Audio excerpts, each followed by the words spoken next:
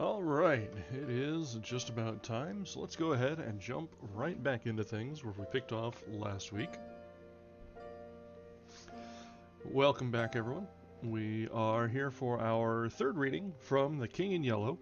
Last time we got through the what I'm told are the main mystery weird short stories, and then through little bit of a poetic interlude. Um, so we'll be into a little bit of a divergence tonight and likely tomorrow as we push toward the end of the book. There's probably, I'd say either 2 to 3 sessions left. And yes, there was a lot of French. And I've looked ahead a little bit. We're starting with French tonight as well. So I went with a little bit of a stronger drink tonight. We'll see if I hope you guys are well equipped as well.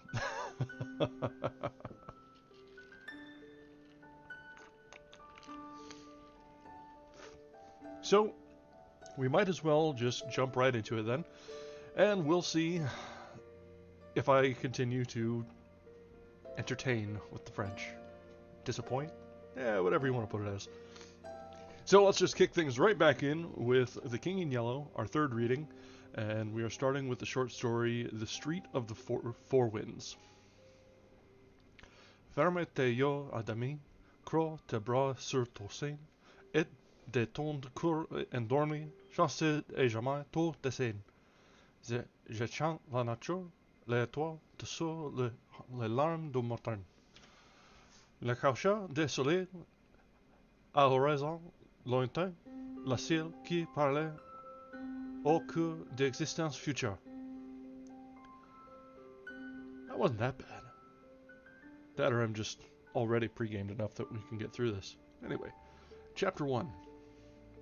The animal paused on the threshold, interrogative, alert, ready for flight if necessary. Severn laid down his pallet and held out a hand of welcome. The cat remained motionless, her yellow eyes fastened upon Severn. "Puss," he said, in a low, pleasant voice, "come in." The tip of her thin tail twitched uncertainly. "Come in," he said again. Apparently, she found his voice reassuring, for she slowly settled upon all fours, her eyes still fastened upon him, her tail tucked under her gaunt flanks. He rose from his easel, smiling. She eyed him quietly, and when he walked toward her, she watched him bend above her, without a wince. Her eyes followed his hand until it touched her head. Then she uttered a ragged mew. It had long been Severn's custom to converse with animals, probably because he lived so much alone. And now he said, "What's the matter, Puss?" Her timid eyes sought his. "I understand," he said gently. "You shall have it at once." Then, moving quietly about, he busied himself with the duties of a host, rinsed a saucer, filled it with the rest of the milk from the bottle on the windowsill, and, kneeling down, crumbled a roll into the hollow of his hand. The creature rose and crept toward the saucer. With the handle of a palette knife, he stirred the crumbs and milk together and stepped back as she thrust her nose into the mess. He watched her in silence. From time to time, the saucer clinked upon the tiled floor as she reached for a morsel on the rim. And at last the bread was all gone, and her purple tongue traveled over every unlicked spot until the saucer shone like a polished marble. Then she sat up, and coolly, turning her back to him, began her ablutions. "Keep it up," said Severn, much interested. "You need it." She flattened one ear, but neither turned nor interrupted her toilet. As the grime was slowly removed, Severn observed that nature had intended her for a white cat. Her fur had disappeared in patches, from disease or the chances of war. Her tail was bony, and her spine sharp. But what charms she had were becoming apparent under vigorous licking, and he waited until she had finished before reopening the conversation. When at last she closed her eyes and folded her forepaws under her breast, he began again very gently. "Puss, tell me your troubles." At the sound of his voice, she broke into a harsh rumbling which he recognized as an attempt to purr. He bent over to rub her cheek, and she mewed again, an amiable, inquiring little mew, to which he replied, "Certainly, you are greatly improved, and when you recover your plumage you will be a gorgeous bird."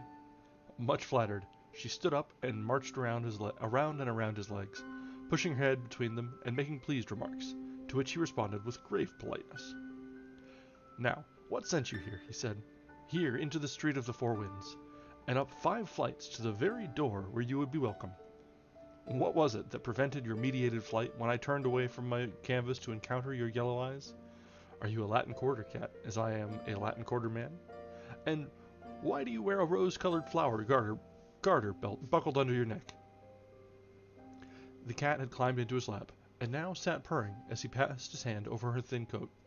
"Excuse me," he continued in lazy, soothing tones, harmonizing with her purring, "if I seem indelicate, but I cannot help musing on this rose-colored garter, flowered so quaintly and fastened with a silver clasp. For the clasp is silver, I can see the mint mark on the edge, as is prescribed by the law of the French Republic.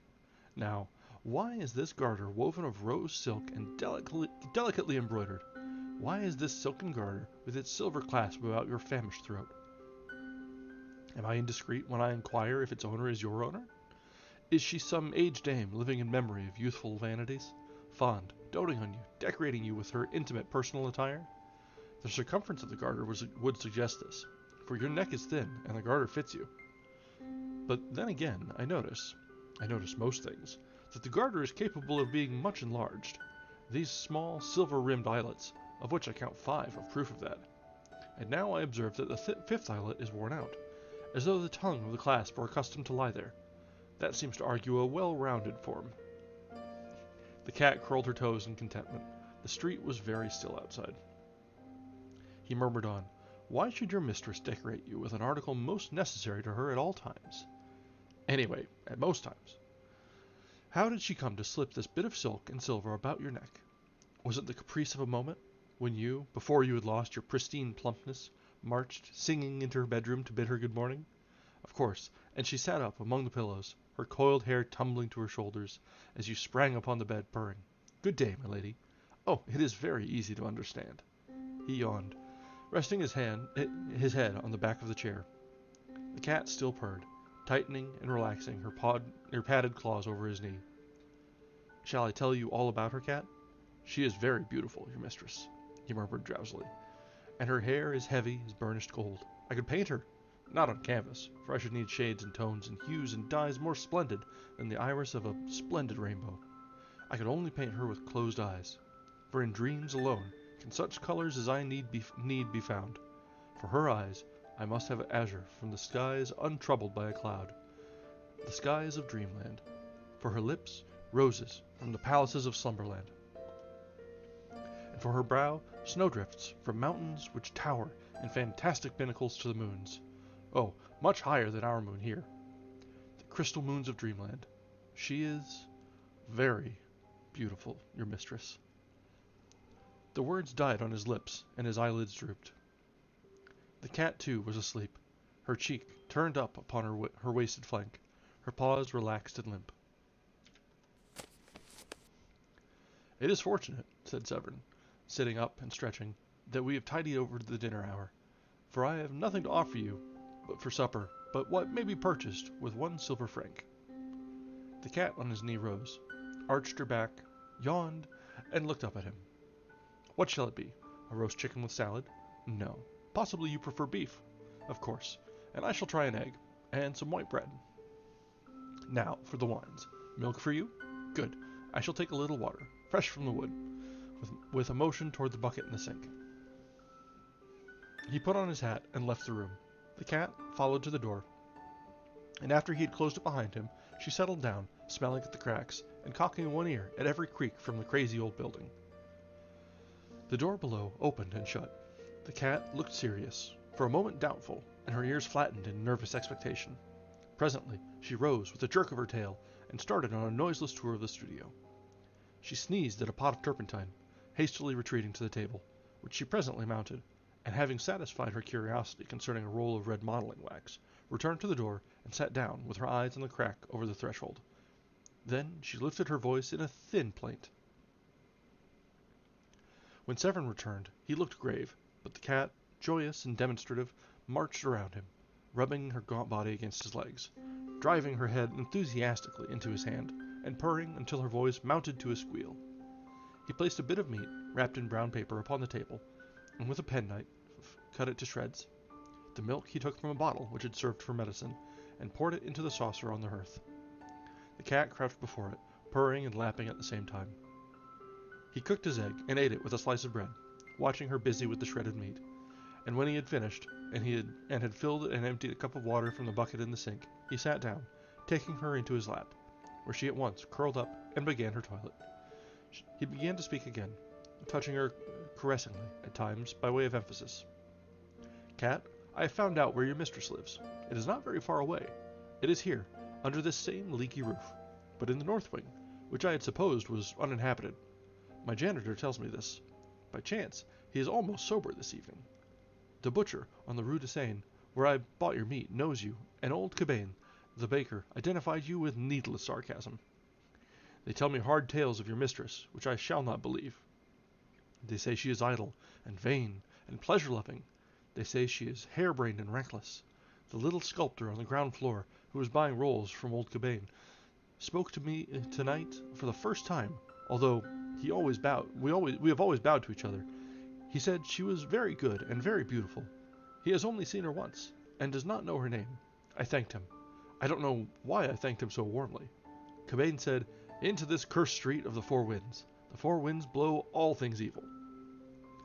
The sculptor looked confused, but when he went out with his rolls, he said to me, "I am sure, monsieur, that she is as good as she is beautiful."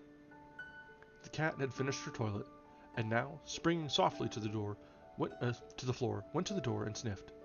He knelt beside her, and unclasping the garter, held it for a moment in his hands. After a while, he said, "There is a name engraved upon the silver clasp beneath the buckle. It is a pretty name, Sylvia Elvin. Sylvia is a woman's name." Elvin is the name of a town. In Paris, in this quarter, above all in this street of the four winds, names are worn and put away as the fashions change with the seasons. I know the little town of Elvin, for there I met Fate face to face, and Fate was unkind. But do you know that in Elvin Fate had another name, and that name was Sylvia? He replaced the garter, and stood up, looking down at the cat crouched before the closed door. The name of Elvin has a charm for me. It tells me of meadows and clear rivers. The name of Sylvia troubles me, like perfume from dead flowers. The cat mewed. "Yes, yes," he said soothingly, "I will take you back. Your Sylvia is not my Sylvia. The world is wide, and Elvin is not unknown. Yet, in the darkness and filth of poor Paris, in the sad shadows of this ancient house, these names are very pleasant to me." He lifted her in his arms and strode through the silent corridors to the stairs, down 5 flights and into the moonlit court, past the little sculptor's den, and then again in at the gate of the north wing, and up the worm-eaten stairs he passed, until he came to a closed door. When he had stood knocking for a long time, something moved behind the door. It opened, and he went in. The room was dark. As he crossed the threshold, the cat sprang from his arms into the shadows. He listened, but heard nothing. The silence was oppressive, and he struck a match. At his elbow stood a table, and on the table a candle in a gilded candlestick. This he lighted, then looked around. The chamber was vast, the hangings heavy with embroidery. Over the fireplace towered a curved mantel, gray with the ashes of dead fires. In a recess, by the deep-set windows, stood a bed, from which the bedclothes, soft and fine as lace, trailed it to the polished floor. He lifted the candle above his head. A handkerchief lay at his feet. It was faintly perfumed. He turned toward the windows. In front of them was a canopy, and over it were flung pell-mell a gown of silk, a heap of lace-like garments, white and delicate as spider's meshes, long crumpled gloves, and on the floor, beneath the stockings, the little pointed shoes, and one garter of rosy silk, quaintly flowered and fitted with a silver clasp. Wondering, he stepped forward and drew the heavy curtains from the bed. For a moment, the candle flared in his hand, then his eyes met 2 other eyes, wide open, smiling, and the candle flame flashed over hair heavy as gold. She was pale, but not as white as he. Her eyes were untroubled as a child's, but he stared, trembling, from head to foot, while the candle flickered in his hand. At last he whispered, "Sylvia, it is I." Again he said, "It is I." Then, knowing that she was dead, he kissed her on the mouth, and through the long watches of the night the cat purred on his knee, tightening and relaxing her padded claws until the sky paled above the street of the four winds. And that's the end of that short story. That's a quick one, and ooh, it's always nice to see someone who loves a cat, but always some bittersweet, huh?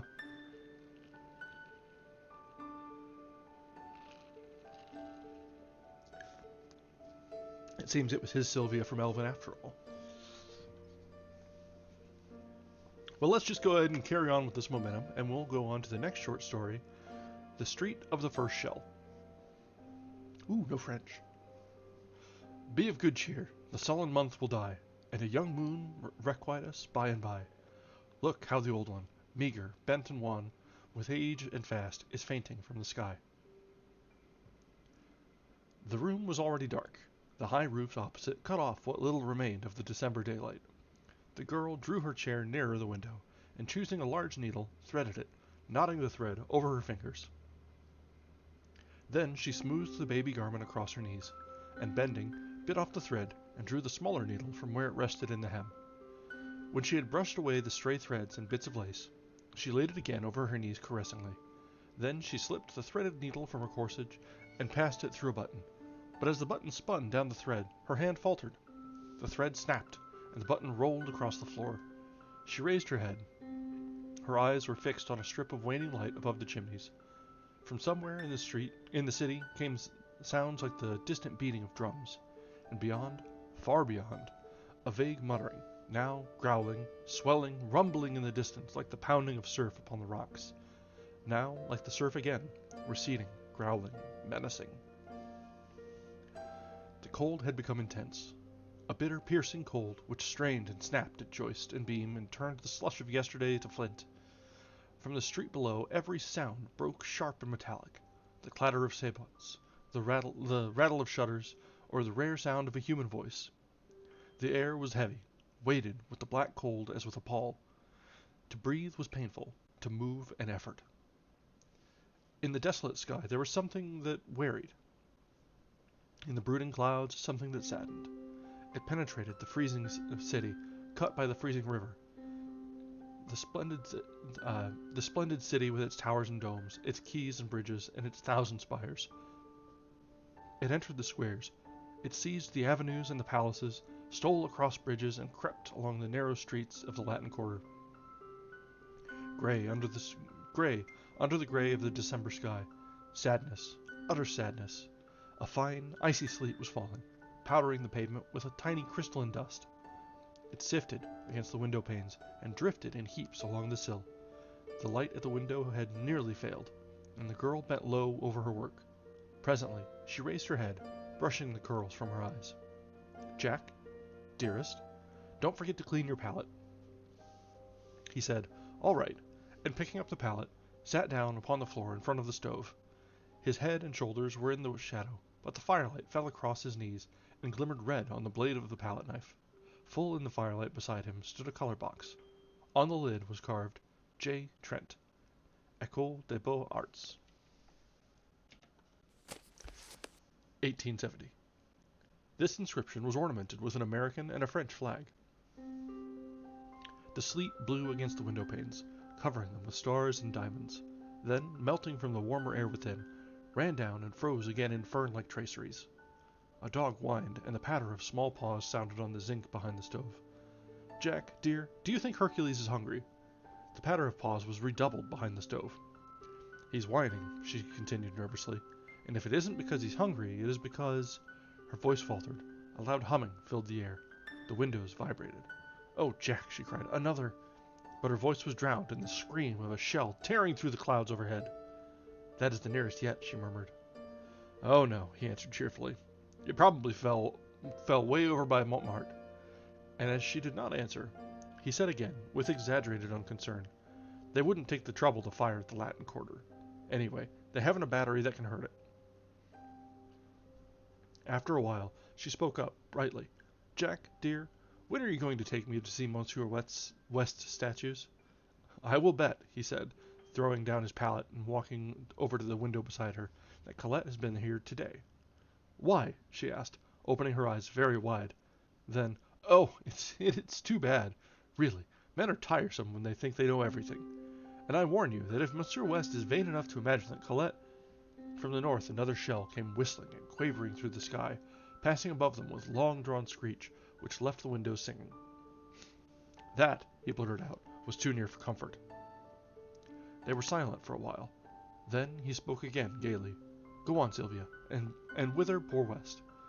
but she only sighed. Oh dear, I can never seem to get used to the shells. He sat down on the arm of the chair beside her. Her scissors fell jingling to the floor. She tossed the unfinished frock after them, and putting both arms about his neck, drew him down into her lap. Don't go out tonight, Jack. He kissed her uplifted face. You know I must. Don't make it hard for me. But when I hear the shells and you know you are out in the city. But they all fall in Montmartre. They may all fall in the Beaux Arts. You said yourself that 2 struck Quai d'Orsay. Mere accident. Jack, have pity on me. Take me with you. And who will be here to get dinner? She rose and flung herself on the bed. Oh, I can't get used to it. And I know you must go, but I beg you not to be late to dinner. If you knew what I suffer, I cannot help it. And you must be patient with me, dear. He said, It is as safe there as it is in our own house. She watched him fill for her the alcohol lamp, and when he had lighted it and taken his hat to go, she jumped up and clung to him in silence. After a moment, he said, Now, Sylvia, remember my courage is sustained by yours. Come, I must go. She did not move, and he repeated, I must go. Then she stepped back, and he thought she was going to speak and waited, but she only looked at him, and, a little impatiently, he kissed her again, saying, Don't worry, dearest. When he had reached the last flight of stairs, on his way to the street, a woman hobbled out of the housekeeper's lodge, waving a letter and calling, Monsieur Jack! Monsieur Jack! This was left by Monsieur Fallowby. He took the letter, and, leaning on the threshold of the lodge, read it. Dear Jack, I believe Braith is dead broke, and I'm sure Fallowby is. Braith swears he isn't, and Fallowby swears he is, so you can draw your own conclusions. I've got a scheme for a dinner, and if it works, I will let you fellows in. Yours faithfully, West. P.S. Fallowby has shaken Hartman and his gang, thank the Lord. There is something rotten there. Or it may be he's only a miser. P.P.S. I'm more desperately in love than ever, but I'm sure she does not care a straw for me. All right, said Trent, with a smile, to the concierge. But tell me, how is Papa Cottard? The old woman shook her head and pointed to the curtained bed in the lodge. Père Cottard, he cried cheerily. How does the wound today? He walked over to the bed and drew the curtains. An old man was lying among the tumbled sheets. Better? Smiled Trent. Better, repeated the man warily. And, after a pause, have you any news, Monsieur Jack? I haven't been out today. I will bring you any rumor I may hear, though goodness knows I've got enough of rumors. He muttered to himself. Then aloud, Cheer up. You're looking better. And the sortie? Oh, the sortie. That's for this week. General Trochu sent orders last night. It will be terrible. It will be sickening, thought Trent, as he went out in the street and turned the corner toward the Rue de Seine. Slaughter, slaughter, phew! I'm glad I'm not going. The street was almost deserted. A few women muffled in tattered military capes crept along the frozen pavement, and a wretchedly clad gayman hovered over the sewer hole on the corner of the boulevard. A rope around his waist held his rags together. From the rope hung a rat, still warm and bleeding. There's another in there, he yelled at Trent. I hit him, but he got away. Trent crossed the street and asked, How much? 2 francs for a quarter of a fat one. That's what they give us at St. Germain Market. A violent fit of coughing interrupted him, but he wiped his face with the palm of his hand, and he looked cunningly at Trent. Last week you could buy a rat for 6 francs, but, and here he swore vilely, the rats have quit the Rue de Seine, and they killed him now, over by the new hospital. I'll let you have this one for 7 francs. I can sell it for 10 in the Isle St. Louis. You lie, said Trent. And let me tell you that if you try to swindle anybody in this quarter, the people will make short work of you and your rats. He stood a moment, eyeing the garman, who pretended to snivel. Then he tossed him a franc, laughing. The child caught it, and thrusting it into his mouth, wheeled about to the sewer hole. For a second he crouched, motionless. Alert, his eyes on the bars of the drain. Then, leaping forward, he hurled a stone into the gutter, and Trent left him to finish a fierce grey rat that writhed squealing at the mouth of the sewer. Suppose Braith should come to that, he thought. Poor little chap. And hurrying, He turned in the dirty passage to Beauart's and entered the third house to the left.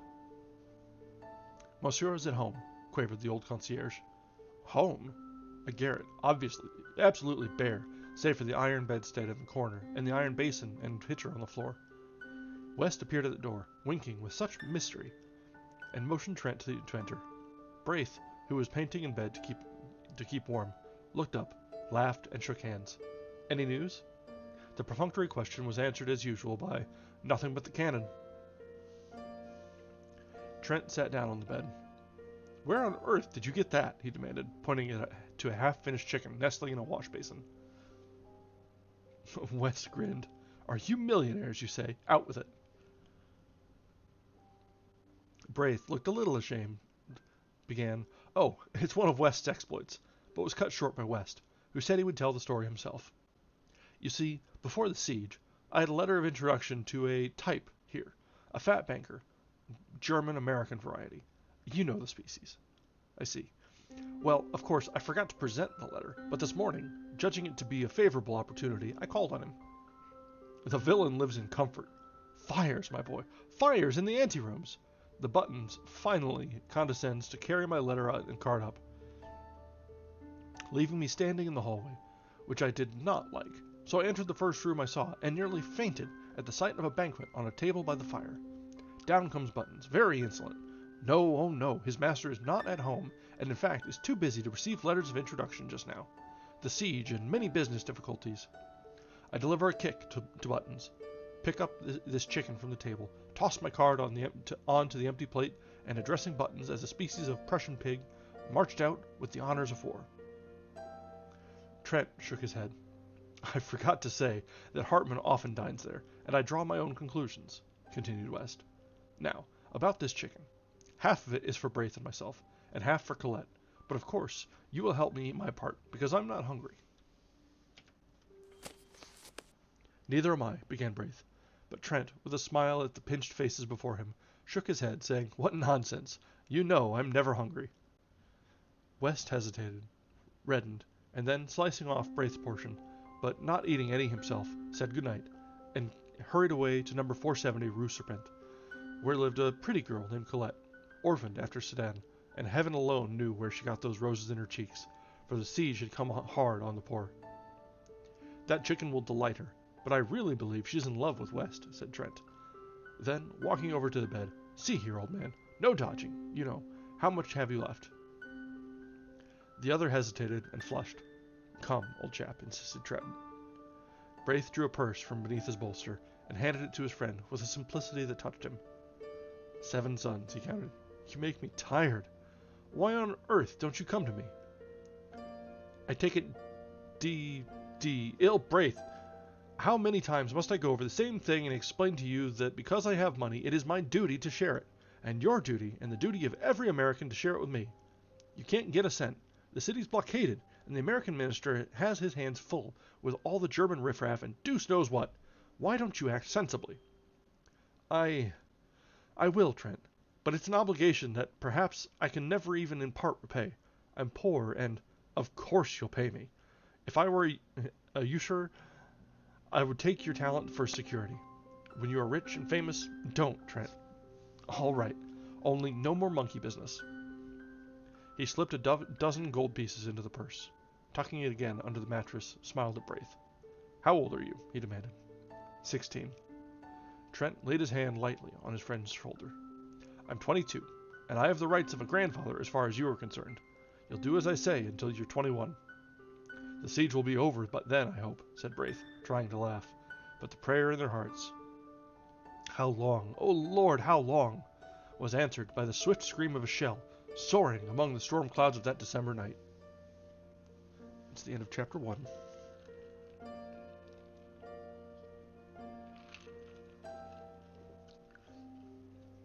So it seems we've stepped into Paris under siege.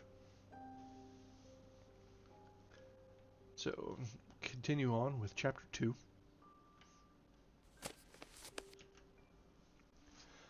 West, standing in the doorway of a house in the Rue Serpentine, was speaking angrily.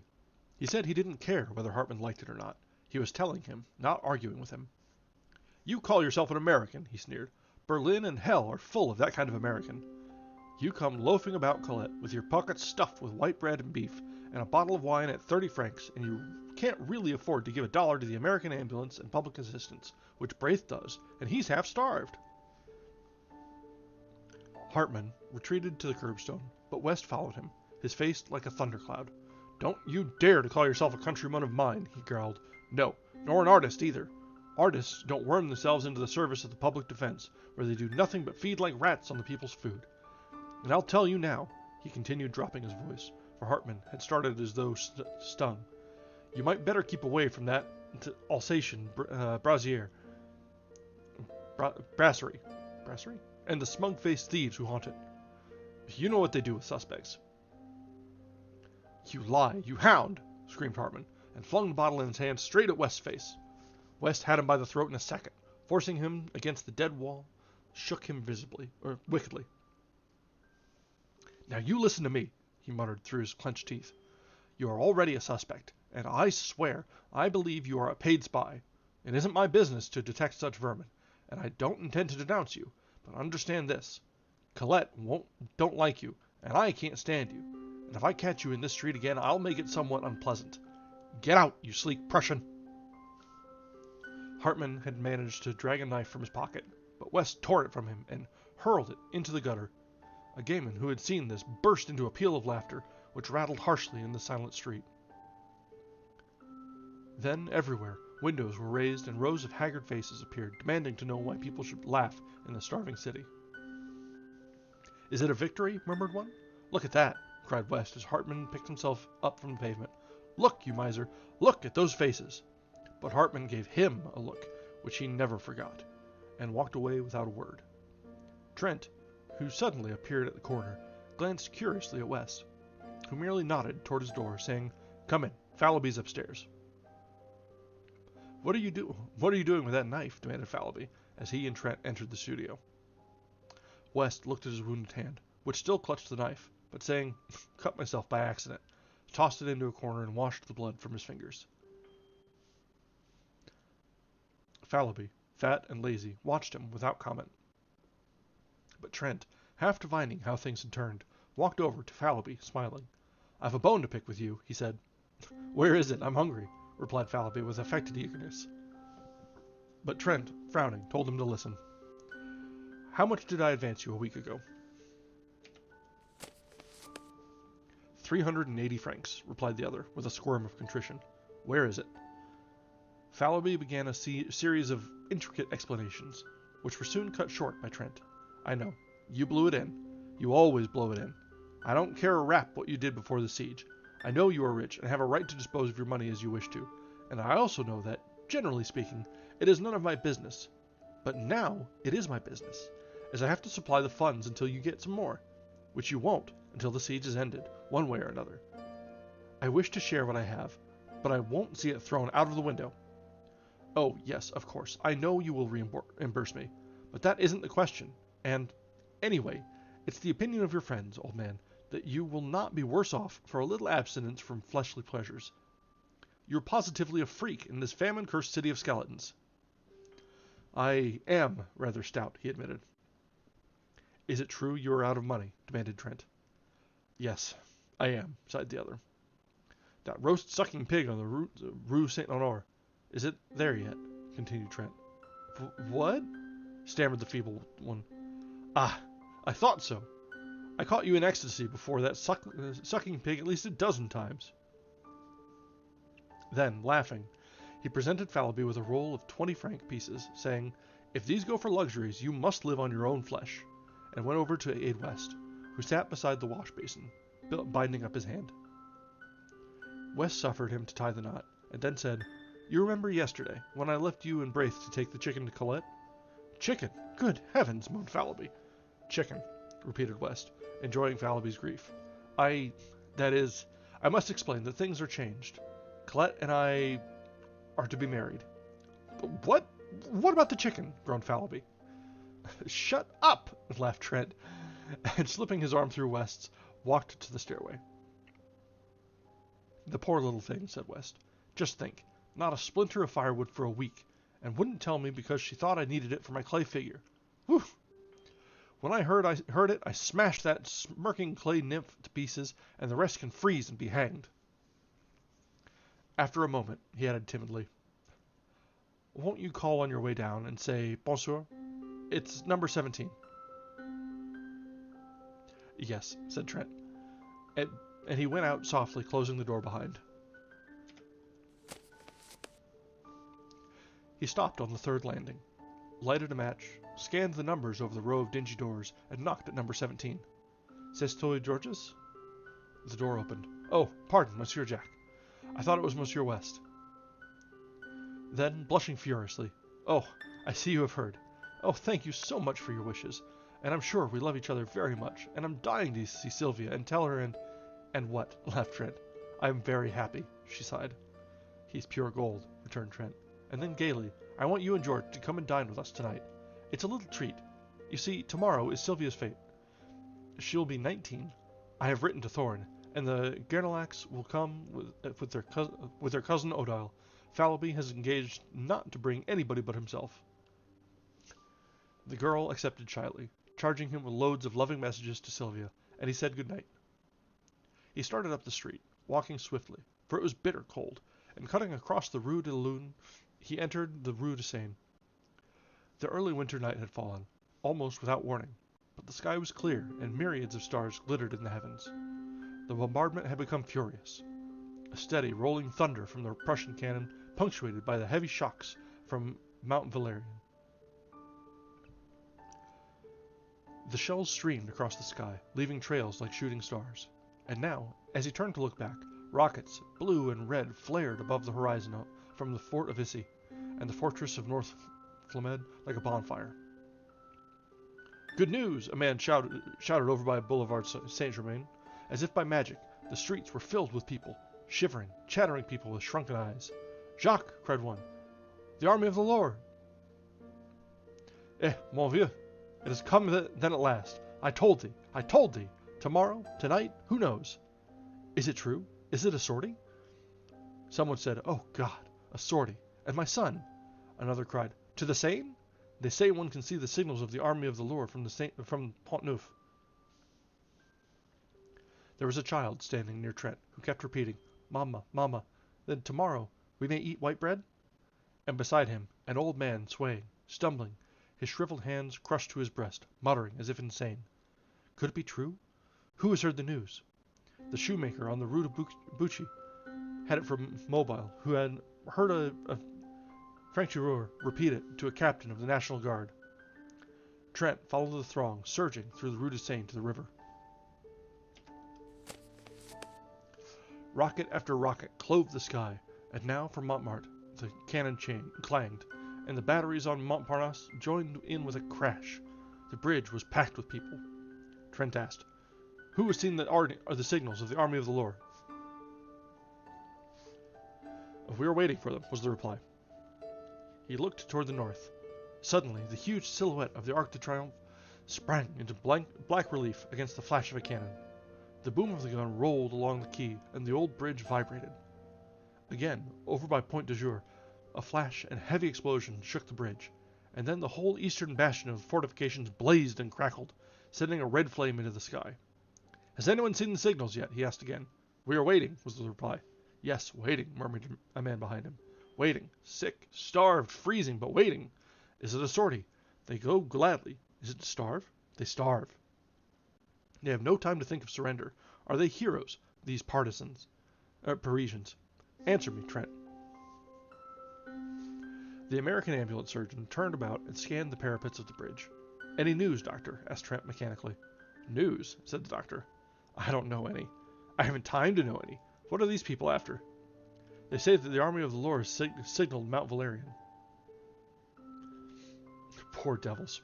The doctor glanced about him for an instant, and then, "I'm so harried and worried that I don't know what to do. After the last sortie, we had the work of 50 ambulances on our poor little corps. Tomorrow, there's another sortie, and I wish you fellows could come over to headquarters. We may need volunteers. How's Madame?" he added abruptly. "Well," replied Trent, "but she seems to grow more nervous every day. I ought to be with her now." "Take care of her," said the doctor. Then, with a sharp look at the people, "I can't stop now. Good night." And he hurried away, muttering, "Poor devils." Trent leaned over the parapet and blinked at the black river surging through the arches.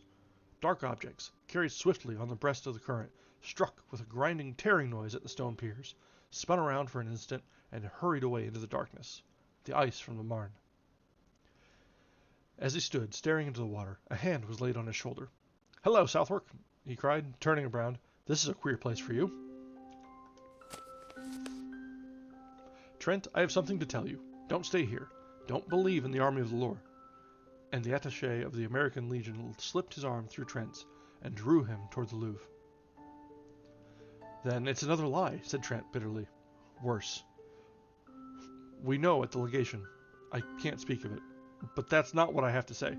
Something happened this afternoon. The Alsatian brasserie was visited, and an American named Hartman has been arrested.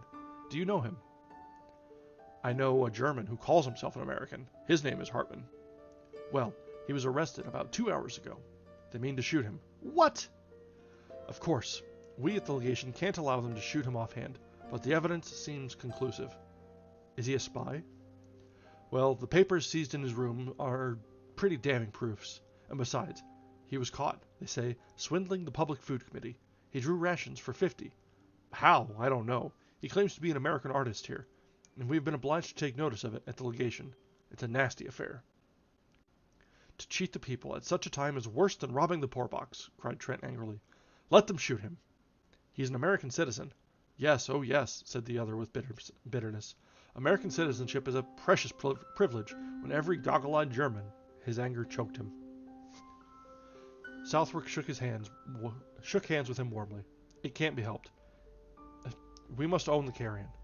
I'm afraid you may be called upon to identify him as an American artist," he said with a ghost of a smile in his deep-lined face, and walked away through the Cour Lorraine. Trent swore silently for a moment, and then drew out his watch.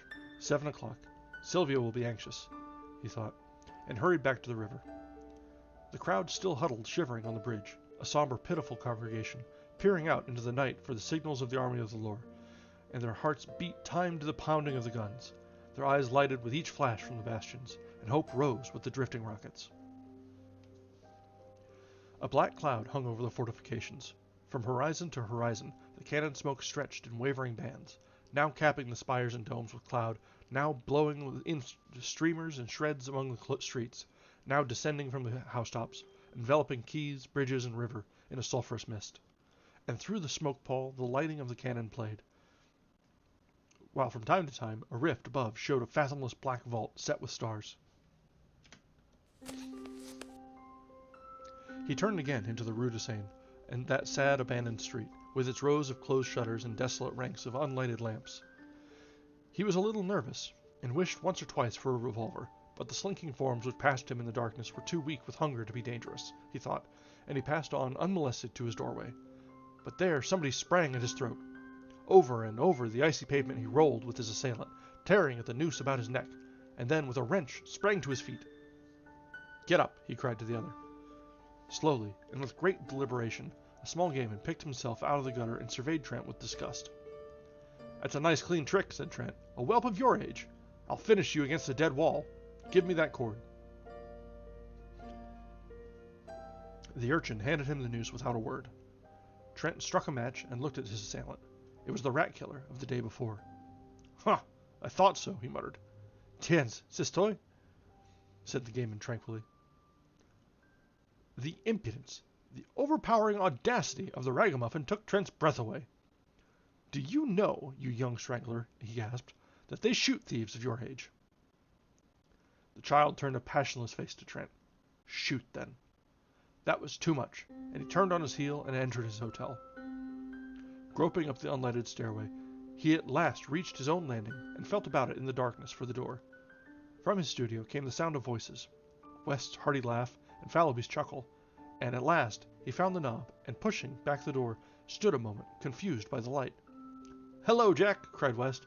"You're a pleasant creature, inviting people to dine and letting them wait. Here's Fallowby, weeping with hunger." "Shut up," observed the latter. "Perhaps he's been out to buy a turkey." "He's been out garroting. Look at his noose." laughed Guernalac. So now we know where you get your cash, added West. Vive le coup de Pierre Francois. Trent shook hands with everybody and laughed at Sylvia's pale face. I didn't mean to be late. I stopped on the bridge a moment to watch the bombardment. Were you anxious, Sylvia? She smiled and murmured, "Oh, no," but her hand dropped into his and tightened convulsively. "To the table!" shouted Fallowby, and uttered a joyous whoop. "Take it easy," observed Thorn, with a remnant of manners. "You are not the host, you know." Marie Guernalac, who had been chatting with Colette, jumped up and took Thorn's arm, and Monsieur Guernalac drew Odile's arm through his. Trent, bowing gravely, offered his own arm to Colette. West took in Sylvia, and Fallowby hovered anxiously in the rear. "You march around the table 3 times, singing like Marseille," explained Sylvia, and Monsieur Fallowby pounds on the table and beats time. Fallowby suggested that they could sing after dinner, but his protest was drowned in the ringing chorus. "Aux armes! Formez vos bataillons!" Around the room they marched singing, "Marchons, marchons!" with all their might, while Fallowby, with a very bad grace, hammered on the table, consoling himself a little with the hope that the exercise would increase his appetite. Hercules, the black and tan, fled under the bed, from which retreat he yapped and whined until dragged out by Guernalac and placed in Odile's lap. "And now," said Trent gravely, when everybody was seated, "listen," and he read the menu. Beef soup à la Siege de Paris, fish, sardines à la père lachaise, white wine, roti, red wine, fresh beef à la sortie, vegetables, canned beefs in à la chasse pot, canned beans gravelotte, potatoes irlandaises, miscellaneous, corned beef à la Thiers, stewed prunes à la Garibaldi, dessert, dried prunes, white bread, currant jelly, tea, café, liqueurs, pipes, and cigarettes. Fallowby applauded frantically, and Sylvia served the soup. "Isn't it delicious?" sighed Odile. Marie Guernalac sipped her soup in rapture. "Not at all like horse, and I don't care what they say. Horse doesn't taste like beef," whispered Colette to West. Fallowby, who had finished, began to caress his chin and eye the tureen. "Have some more, old chap?" inquired Trent. "Monsieur Fallowby cannot have any more," announced Sylvia. "I am saving this for the concierge." Fallowby transferred his eyes to the fish. The sardines, hot from the grill, were a great success. While the others were eating, Sylvia ran downstairs with the soup for the old concierge and her husband, and when she hurried back, flushed and breathless, and had slipped into her chair with a happy smile at Trent, that young man arose, and silence fell over the table. For an instant he looked at Sylvia, and thought he had never seen her so beautiful. Yeah, it's probably most similar to beef, but if you know it's horse, it's probably just going to have that lingering something. Yeah. Where were we? Oh, "You all know," he began, "that today is my wife's 19th birthday." Fallowby, bubbling with enthusiasm, waved his glass in circles above his head to the terror of Odile and Colette, his neighbors and Thorn. West and Guernalac refilled their glasses 3 times before the storm of applause which the toast of Sylvia had provoked subsided. 3 times the glasses were filled and emptied to Sylvia, and again to Trent, who protested. "This is irregular," he cried. "The next toast is to the twin republics, France and America." "To the republics! To the republics!" they cried, and the toast was drunk amid shouts of "Vive la France! Vive l'Amerique! Vive la nation!" Then Trent, with a smile at West, offered the toast. "To a happy pair," and everyone understood, and Sylvia leaned over and kissed Colette, while Trent bowed to West. The beef was eaten in comparative calm, but when it was finished, and a portion of it set aside for the old people below, Trent cried, "Drink to Paris! May she rise from her ruins and crush the invader!" And the cheers rang out, drowning for a moment the monotonous thunder of the Prussian guns. Pipes and cigarettes were lighted, and Trent listened in instant to the animated chatter around him, broken by ripples of laughter from the girls or the mellow chuckle of Fallowby. Then he turned to West. "There's going to be a sortie tonight," he said. "I saw the American ambulance surgeon just before I came in, and he asked me to speak to you fellows. Any aid we can give him will not come amiss." Then, dropping his voice and speaking in English, "As for me, I shall go out with the ambulance tomorrow morning. There is, of course, no danger, but it's just as well to keep it from Sylvia." West nodded. Thorn and Guernalec, who had heard, broke in and offered assistance, and Fallowby volunteered with a groan. "All right," said Trent rapidly. "No more now. But meet me at ambulance headquarters tomorrow morning at 8. Sylvia and Colette, who were becoming uneasy at the conversation in English, now demanded to know what they were talking about. "What does a sculptor usually talk about?" cried West with a laugh. Odile glanced reproachfully at Thorn, her fiancé. "You are not French, you know. It is none of your business, this war," said Odile with much dignity. Thorn looked meek, but West assumed an air of outraged virtue. "It seems," he said to Fallowby, "that a fellow cannot discuss the beauties of Greek sculpture in his mother tongue without being openly suspected." Colette placed her hand over his mouth, and turning to Sylvia murmured, "They are horridly untruthful, these men." "I believe the word for ambulance is the same in both languages," said Marie Guernalec saucily. "Sylvia, don't trust Monsieur Trent." "Jack," whispered Sylvia, "promise me." A knock at the studio door interrupted her. "Come in!" cried Fallowby, but Trent sprang up, and opening the door, looked out. Then, with a hasty excuse to the rest, he stepped into the hallway and closed the door. When he returned, he was grumbling. "What is it, Jack?" cried West. "What is it?" repeated Trent savagely. "I'll tell you what it is. I have received a dispatch from the American minister to go at once and identify and claim as a fellow countryman and a brother artist a rascally thief and a German spy." "Don't go," suggested Fallowby. If I don't, they'll shoot him at once." "Let them," growled Thorn. "Do you fellows know who it is?" "Hartman!" shouted West, inspired.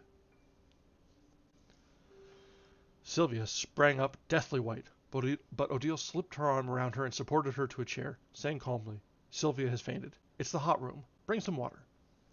Trent brought it at once. Sylvia opened her eyes, and after a moment rose, and supported by Marie Guernalec and Trent, passed into the bedroom.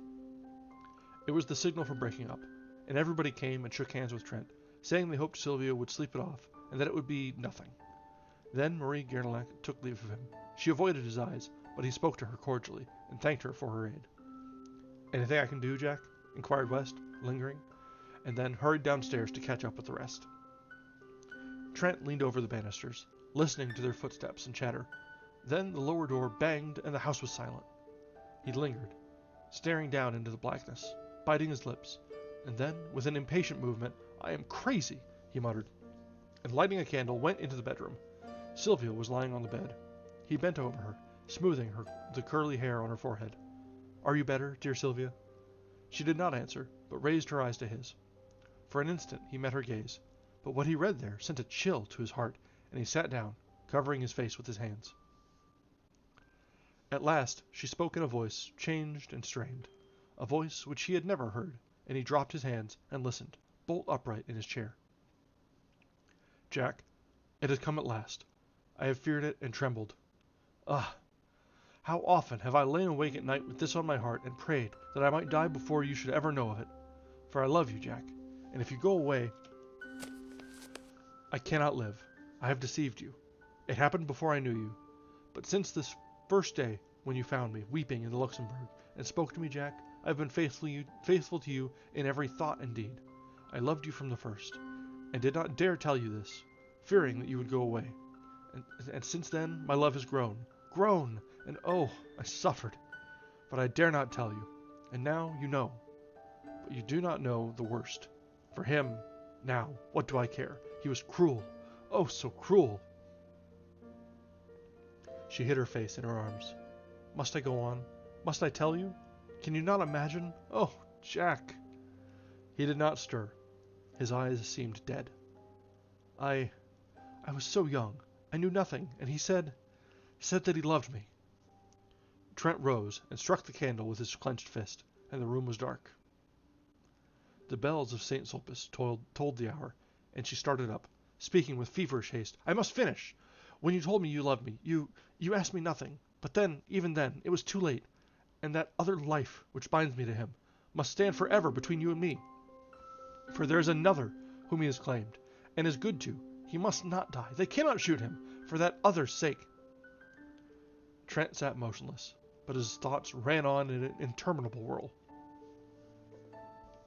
Sylvia, little Sylvia, who shared with him his student life, who bore with him the dreary desolation of the siege without complaint, this slender, blue-eyed girl whom he was so quietly fond of, whom he teased or caressed at the whim suited, who sometimes made him the least bit impatient with her passionate devotion to him. Could this be the same Sylvia who lay weeping there in the darkness? Then he clenched his teeth. Let him die! Let him die! But then, for Sylvia's sake, and for that other's sake, yes, he would go. He must go. His duty was plain before him, but Sylvia, he could not be what he had been to her, and yet a vague terror seized him. Now all was said. Trembling, he struck a light. She lay there, her curly hair tumbled about her face, her small white hands pressed to her breast. He could not leave her, and he could not stay. He never knew before that he loved her. She had been a mere comrade, this girl-wife of his. Ah! He loved her now with all his heart and soul, and he knew it, only when it was too late. Too late? Why? Then he thought of that other one, binding her, linking her forever to the creature, who stood in danger of his life. With an oath he sprang to the door, but the door would not open. Or was it that he pressed it back, locked it, and flung himself on his knees beside the bed, knowing that he dared not for his life's sake leave what was his all in life? And that's the end of chapter 2. Now is probably a decent time. We're going to take a quick break. I'm going to top up my drink and tend to the kitties over here. So we'll be just a couple minutes when we'll resume with chapter 3.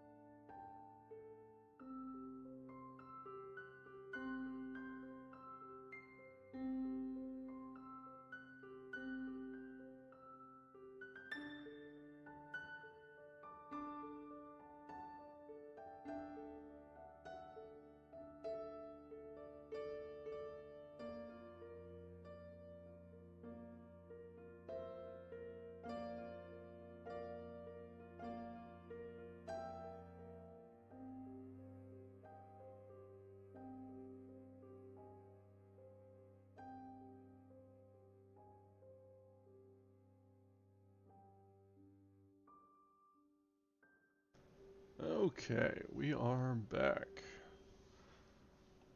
So let's just go ahead and jump right back into things where we left off, and that is with chapter 3 of this short story, The Street of the First Shell.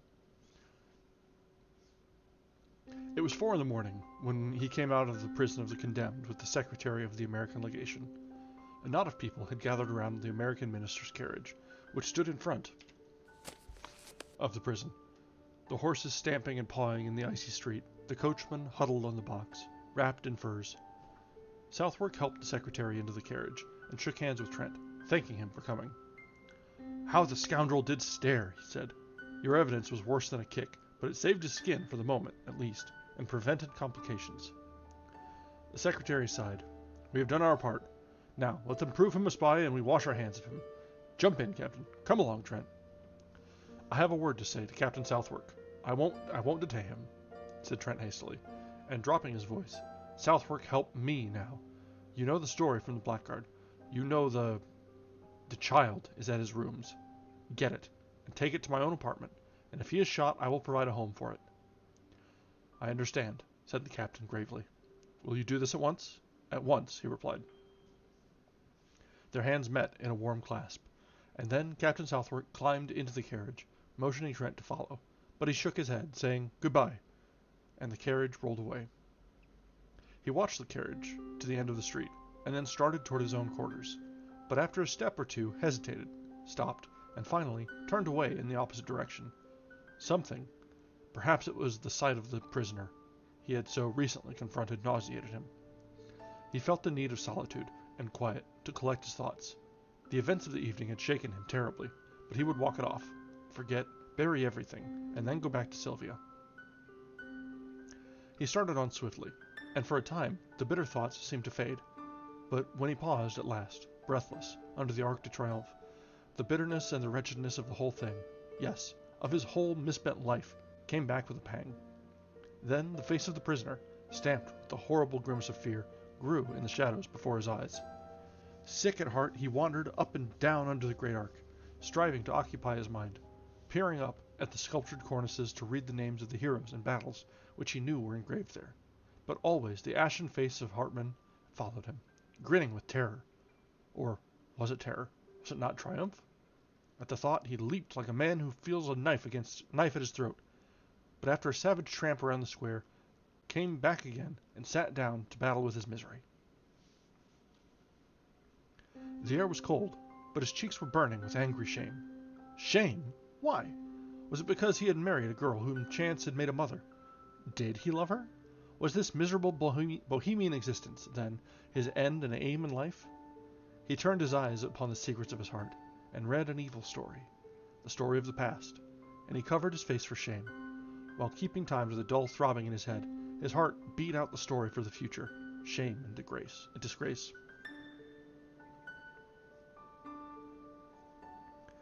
Roused at last from a lethargy which had begun to numb the bitterness of his thoughts, he raised his head and looked about. A sudden fog had settled in the streets. The arches of the Arc were choked with it. He would go home. A great horror of him being alone seized him. But he was not alone. The fog was peopled with phantoms. All around him, in the mist, they moved, drifting through the arches in lengthening lines, and vanished. While from the fog others rose up, swept past and were engulfed. He was not alone. For even at his side they crowded, touched him, swarmed before him, beside him, behind him, pressed him back, seized and bore him with them through the mist. Down a dim avenue, through lanes and alleys white with fog, they moved, and if they spoke, their voices were dull as the vapor which shrouded them. At last, in front, a bank of masonry and earth, cut by a massive iron-barred gate, towered up in the fog. Slowly, and more slowly, they glided, shoulder to shoulder, and thigh to thigh. Then all movement ceased. A sudden breeze stirred the fog. It wavered and eddied. Objects became more distinct. A pallor crept above the horizon, touching the edges of the watery clouds, and drew dull sparks from 1,000 bayonets. Bayonets! They were everywhere, cleaving the fog or flowing beneath it in rivers of steel. Here on the wall of masonry and earth a great gun loomed, and around it figures moved in silhouettes. Below, a broad torrent of bayonets swept through the iron-barred gateway and out into the shadowy plain. It became lighter. Faces grew more distinct among the marching masses, and he recognized one. "You, Philippe!" The figure turned its head. Trent cried, "Is there room for me?" But the other only waved his arm in a vague adieu, and was gone with the rest. Presently the cavalry began to pass, squadron on squadron, crowding out into the darkness. Then many cannon, then an ambulance, then again the endless lines of bayonets. Beside him, a cuirassier sat on his steaming horse, and in front, among a group of mounted officers, he saw a general, with the astrachan collar of his dolman pulled up about his bloodless face. Some women were weeping near him, and one was struggling to force a loaf of black bread into a soldier's haversack. The soldier tried to aid her, but the sack was fastened, and his rifle bothered him, so Trent held it while the woman unbuttoned the sack and forced in the bread, now all wet with her tears. The rifle was not heavy. Trent found it wonderfully manageable. Was the bayonet sharp? He tried it. Then a sudden longing, a fierce, imperative desire took possession of him. "Chouette!" cried a gaiman, clinging to the barred gate. "Encore, toi, mon vieux?" Trent looked up, and the rat-killer laughed in his face. But when the soldier had taken the rifle again, and thanking him, ran hard to catch his battalion, he plunged into the throng about the gateway. "Are you going?" he cried to a marine who sat in the gutter, bandaging his foot. "Yes." Then a girl, a mere child, caught him by the hand and led him into the café which faced the gate. The room was crowded with soldiers, some, white and silent, sitting on the floor, others, groaning on the leather-covered settees. The air was sour and suffocating. "Choose," said the girl with a little gesture of pity. "They can't go." In a heap of clothing on the floor, he found a capote and a képi. She helped him buckle his knapsack, cartridge box, and belt, and showed him how to load the chassepot rifle, holding it on her knees. When he thanked her, she started to her feet. "You are a foreigner." "American," he said, moving toward the door, but the child barred his way. "I am a Breton. My father is up there, with the cannon of the marine. He will shoot you if you are a spy." They faced each other for a moment. Then, sighing, he bent over and kissed the child. "Pray for France, little one," he murmured, and she repeated with a pale smile, "For France and for you, beau monsieur." He ran across the street and through the gateway. Once outside, he edged into line and shouldered his way along the road. A corporal passed, looked at him, and repassed, and finally called an officer. "You belong to the 60th, growled the corporal, looking at the number on his képi. "I have no use for franc-tireurs," added the officer, catching sight of his black trousers. "I wish to volunteer, in place of a comrade," said Trent, and the officer shrugged his shoulders and passed on. Nobody paid much attention to him, one or two merely glancing at his trousers. The road was deep with slush, and mud plowed and torn by wheels and hoofs. A soldier in front of him wrenched his foot in an icy rut, and dragged himself to the edge of the embankment, groaning. The plain on either side of them was gray with melting snow. Here and there, behind dismantled hedgerows, stood wagons, bearing white flags and red crosses. Sometimes the driver was a priest in a rusty hat and gown. Sometimes a crippled mobile. Once they passed a wagon driven by a Sister of Charity. Silent, empty houses, with great rents in their walls, and every window blank, huddled along the road. Further on, within the zone of danger, nothing of human habitation remained except here and there a pile of frozen bricks or blackened cellar choked with snow. For some time, Trent had been annoyed by the man behind him, who kept treading on his heels. Convinced, at last, that it was intentional, he returned to remonstrate and found himself face to face with a fellow student from the Beaux Arts. Trent stared. "I thought you were in the hospital." The other shook his head, pointing to his bandaged jaw. "I see, you can't speak. Can I do anything?"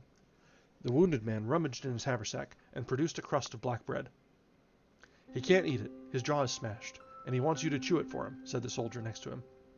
Trent took the crust and, grinding it in his teeth morsel by morsel, passed it back to the starving man.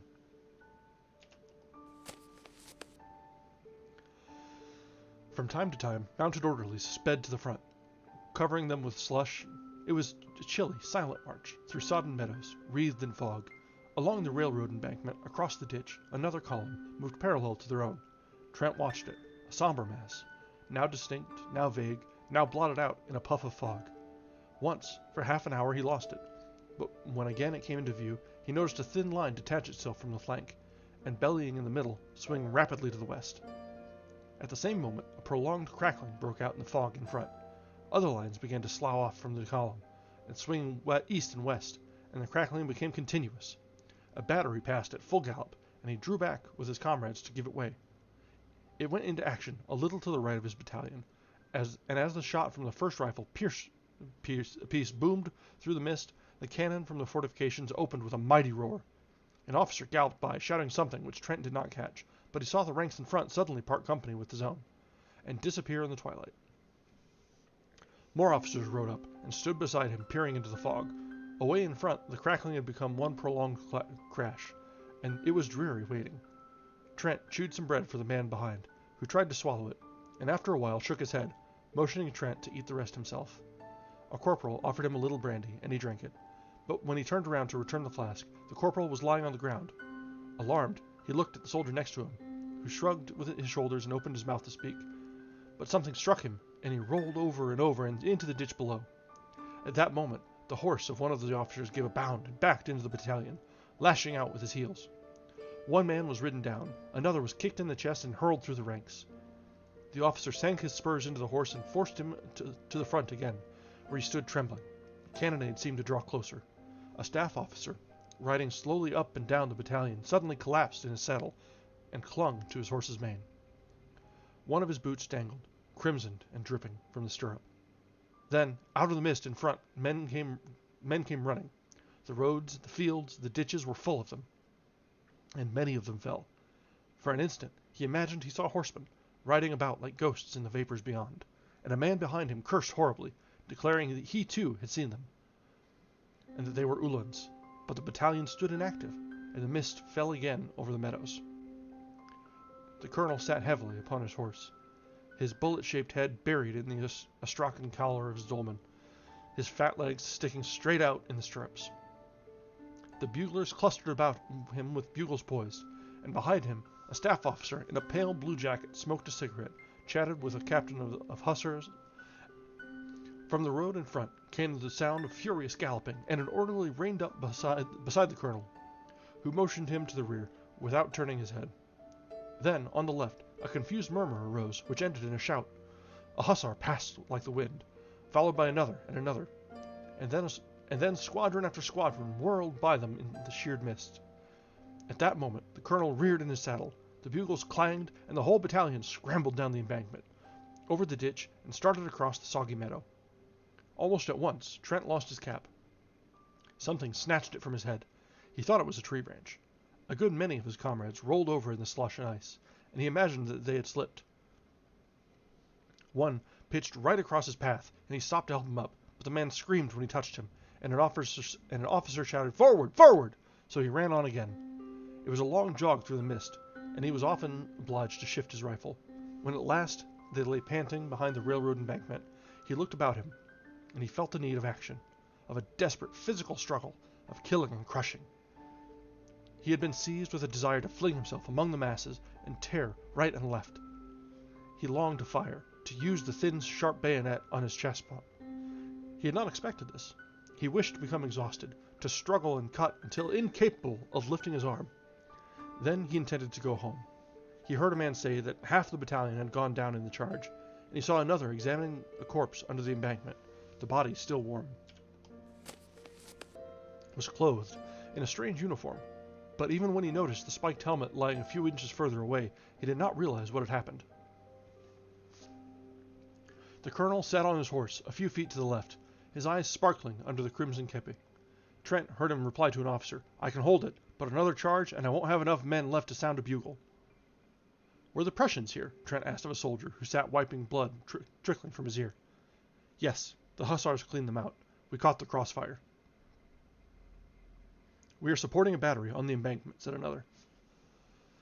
When the battalion crawled over the embankment and moved along the lines of twisted rails, Trent rolled up his trousers and tucked them into his woolen socks, but they halted again, and some of the men sat down on the dismantled railroad track. Trent looked for his wounded comrade from the Boards. He was standing in this place, very pale. The cannonade had become terrific. For a moment the mist lifted. He caught a glimpse of the 1st Battalion, motionless on the railroad track in front, of regiments on either flank, and then, as the fog settled again, the drums beat and the music of the bugles began away on the extreme left. A restless movement passed among the troops. The colonel threw up his arms. The drums rolled, and the battalion moved off through the fog. They were near the front now, for the battalion was firing as it advanced. Ambulances galloped along the base of the embankment to the rear, and the hussars passed and repassed like phantoms. They were in the front at last, for all about them was movement and turmoil, while from the fog, close at hand, came cries and groans and crashing volleys.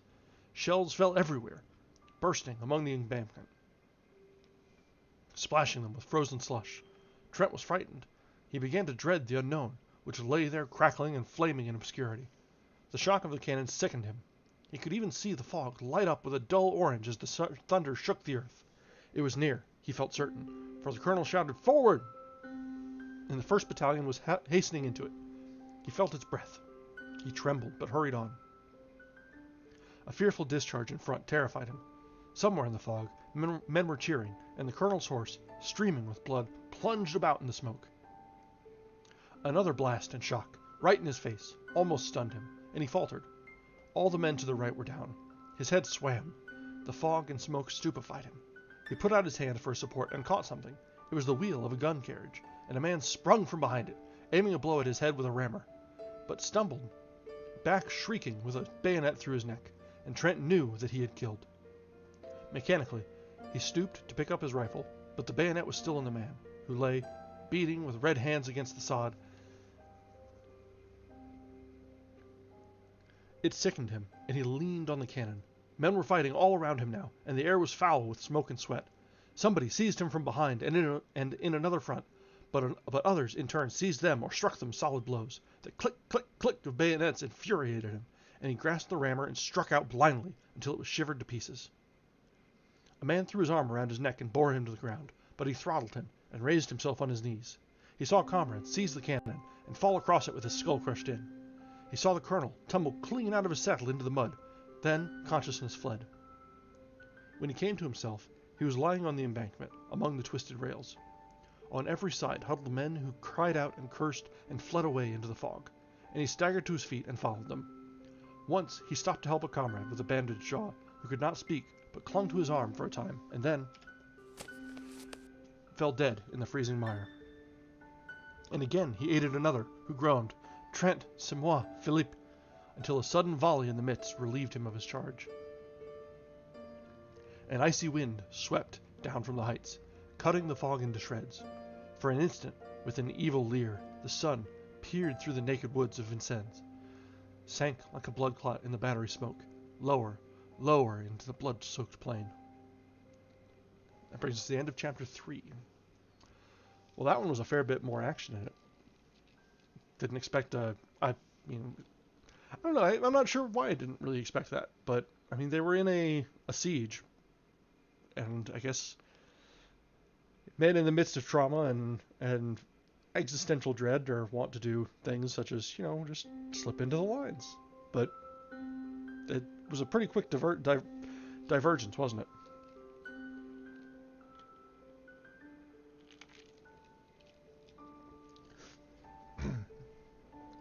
Okay. Now, chapter 4. When midnight sounded from the belfry of St. Sulpice, the gates of Paris were still choked with fragments of what had once been an army. They entered with the night, a sullen horde, spattered with slime, faint with hunger and exhaustion. There was little disorder at first, and the throng at the gates parted silently as the troops tramped along the freezing streets.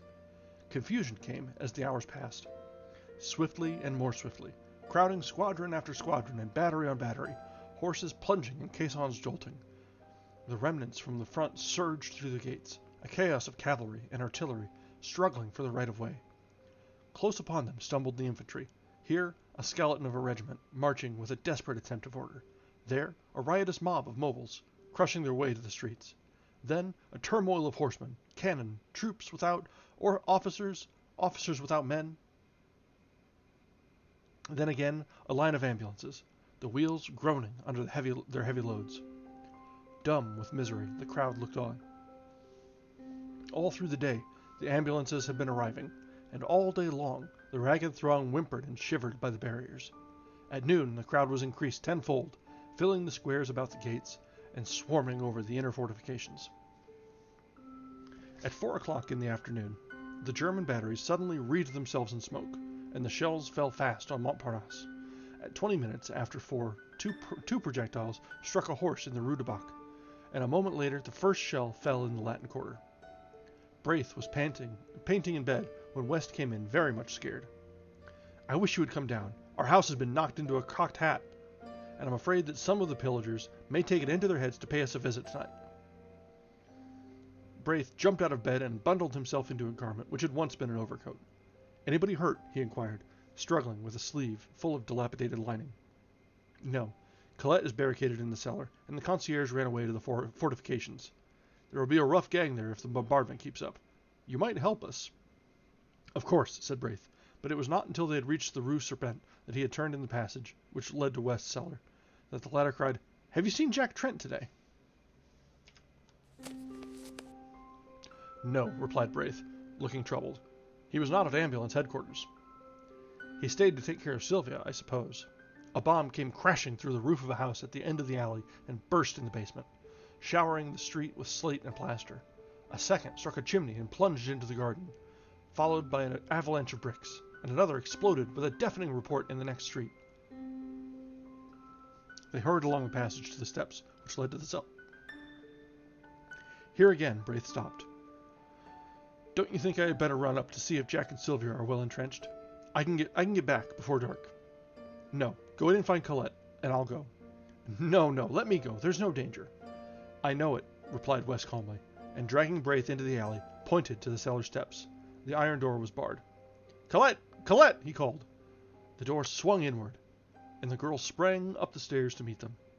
At that instant, Braith, glancing behind him, gave a startled cry, and pushing the two before him into the cellar, jumped down after them and slammed the iron door. A few seconds later, a heavy jar from the outside shook the hinges. "They're here," muttered West, very pale. "That door," observed Colette calmly, "will hold forever." Braith examined the low iron structure, now trembling with the blows rained on it from without. West glanced anxiously at Colette, who displayed no agitation, and this comforted him. "I don't believe they'll spend much time here," said Braith. "They only rummage in cellars for spirits, I imagine. Unless they hear that valuables are buried there." "But surely nothing is buried here," exclaimed Braith uneasily. "Unfortunately there is," growled West. "That miserly landlord of mine." A crash from the outside, followed by a yell, cut him short. Then blow after blow shook the doors, until there came a sharp snap, a clinking of metal, and a triangular bit of iron fell inwards, leaving a hole through which struggled a ray of light. Instantly West knelt, and shoving his revolver through the aperture, fired every cartridge. For a moment the alley resounded with the racket of the revolver. Then absolute silence followed. Presently a single questioning blow fell upon the door, and a moment later another, and then a sudden crack zigzagged across the iron plate. "Here," said West, seizing Colette by the wrist. "You follow me, Braith," and he ran swiftly toward a circular spot of light at the further end of the cellar. The spot of light came from a barred manhole above. West motioned Braith to mount on his shoulders. "Push it over! You must!" With little effort, Braith lifted the barred cover, scrambled out on his stomach, and easily raised Colette from West's shoulders. "Quick, old chap!" cried the latter. Braith twisted his legs round a fence chain and leaned down again. The cellar was flooded with a yellow light, and the air reeked with the stench of petroleum torches. The iron door still held, but a whole plate of metal was gone, and now, as they looked, a figure came creeping through, holding a torch. "Quick!" whispered Braith. "Jump!" And West hung dangling until Colette grasped him by the collar, and he was dragged out. Then her nerves gave way, and she wept hysterically. But West threw his arm around her and led her across the gardens into the next street, where Braith, after replacing the manhole cover and piling some stone slabs from the wall over it, rejoined them. It was almost dark. They hurried through the street, now only lighted by burning buildings, or the swift glare of the shells. They gave wide berth to the fires, but at a distance saw the flitting forms of pillagers among the debris. Sometimes they passed a female fury, crazed with drink, shrieking anathemas upon the world, or some slouching lout whose blackened face and hands betrayed his share in the work of destruction. At last they reached the Seine and passed the bridge, and then Braith said, "I must go back. I am not sure of Jack and Sylvia." As he spoke, he made way for a crowd which came trampling across the bridge and along the river wall by the d'Orsay barracks. In the midst of it, West caught the measured tread of a platoon. A lantern passed, a file of bayonets, then another lantern, which glimmered on a deathly face behind, and Colette gasped, "Hartman!" and he was gone. They peered fearfully across the embankment, holding their breath. There was a shuffle of feet on the quay, and the gate of the barracks slammed. A lantern shone for a moment at the postern.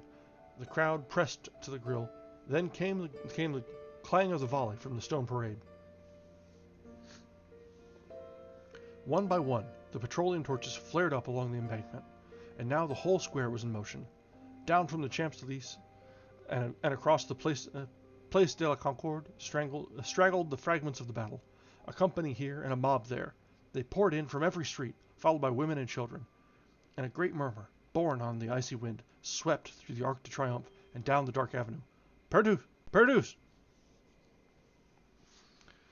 A ragged end of a battalion was pressing past, the spectre of annihilation. West groaned. Then a figure sprang from the shadowy ranks and called West's name. And when he saw it, it was Trent. He cried out. Trent seized him, white with terror. "Sylvia!" West stared speechless, but Colette moaned. "Oh, Sylvia! Sylvia! And they're shelling the quarter!" "Trent!" shouted Braith, but he was gone, and they could not overtake him. The bombardment ceased as Trent crossed the Boulevard Saint-Germain, but the entrance to the Rue de Seine was blocked by a heap of smoking bricks. Everywhere the shells had torn great holes in the pavement. The cafe was a wreck of splinters and glass. The bookstore tottered, ripped from roof to basement, and the little bakery, long since closed, bulged outward above a mass of slate and tin. He climbed over the steaming bricks and hurried into the Rue de Tournon. On the corner, a fire blazed, lighting up his own street, and on the blank wall, beneath a shattered gas lamp, a child was writing with a bit of cinder. Here fell the first shell. The letters stared him in the face. The rat killer finished and stepped back to view his work, but catching sight of Trent's bayonet, screamed and fled, and as Trent staggered across the shattered street, from holes and crannies in the ruins, fierce women fled from their work of pillage, cursing him. At first, he could not find his house, for the tears blinded him, but he felt along the wall and reached the door. A lantern burned in the concierge's lodge, and the old man lay dead beside it. Faint with fright, he leaned a moment on his rifle. Then, snatching the lantern, sprang up the stairs. He tried to call, but his tongue hardly moved. On the second floor, he saw plaster on the stairway, and on the third floor was worn, and the concierge lay in a pool of blood across the landing. The next floor was his, theirs.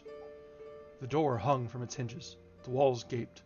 He crept in and sank down by the bed, and there were two arms were flung around his neck, and a tear-stained face sought his own. "Sylvia! Oh, Jack! Jack! Jack!"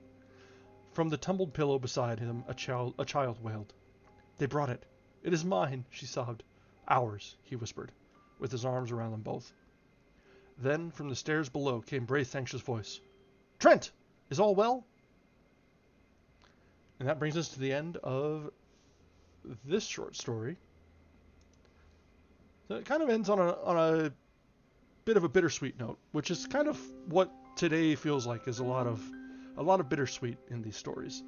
Um, this one, they had their ups and downs, but in the end, at least the main character and his wife were okay, and they're, at least for the moment, ready to carry on. So it's nice in the midst of everything. There's still some good things. Let's see, what do we have left? There are two short stories left. Let's see how long these are.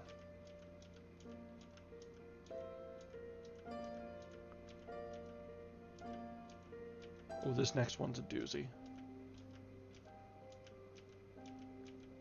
Oh yeah. Yeah, okay, I think I probably don't want to start up this next one right away, just by virtue of it being pretty long, and the way that we've been going with these short stories, we've been able to get through a chunk of them. We've been able to finish each short story without having any sort of cliffhangers between. So I think we'll probably call it here, at least as far as the readings go. And tomorrow, depending on the length of this one, we can probably get through. We'll get through the one for sure. There are two remaining, and both of them are a little on the longer side, but I think the first is much the longer of the pair. So there's a decent chance that we'll finish tomorrow, but we may split that up into a Sunday and then a Tuesday reading. I think the Tuesday will be a little bit shorter, which will give us some time for some reflection, so we don't need to have a dedicated stream for it. So let's go ahead and plan for that. So we'll aim for the next short story tomorrow. It might be a slightly shorter stream, but it's daylight savings time. We're all losing sleep, so let's treat ourselves, right? And then we'll finish up this book on Tuesday. So with that, we'll go ahead and finish up tonight. And since we're nearing the end of this already, let's go ahead and put the call out for suggestions again. If anyone has any books that they'd like us to read, I'd be more than happy to take the suggestions, either comments on the stream, in chat here, or over on Bluesky. I've got a few options of my own to pull out, so if anyone doesn't, if no suggestions come through, we are not going to be, for lack of any content, there will still be things to be read, no worries at all. But if you do have something that you would like us to read on stream, feel free to let us know, and they'll either get into queue or might be next up. We'll see. But we'll go ahead and finish here tonight, and I hope everyone has a wonderful night. Don't forget to change your clocks. That's never fun, but we always have to do it.